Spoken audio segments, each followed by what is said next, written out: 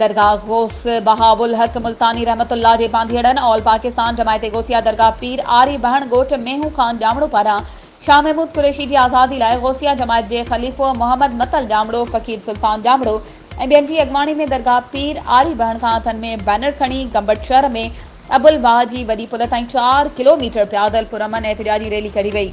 Rally में शरीक गौसिया जमायत जे बांधीड़नि सुप्रीम कोर्ट ऑफ पाकिस्तान जे चीफ जस्टिस निगरान अख्तियारनि खे वज़ीर आज़म chief justice of army staff Pakistan ऐं ॿियनि अख्तियारनि खे अपील कई त असांजे मुर्शिद सां शाह महमूद कुरैशी खे आज़ादु कयो वञे। वधीक ख़बरुनि ऐं अपडेट्स जे लाइ असांजे चैनल खे सब्सक्राइब कयो ऐं हा बेल आइकन खे प्रेस करणु न विसारिजो त जीअं असांजी हर नई अचण वारी वीडियो तव्हां ताईं पहुची सघे।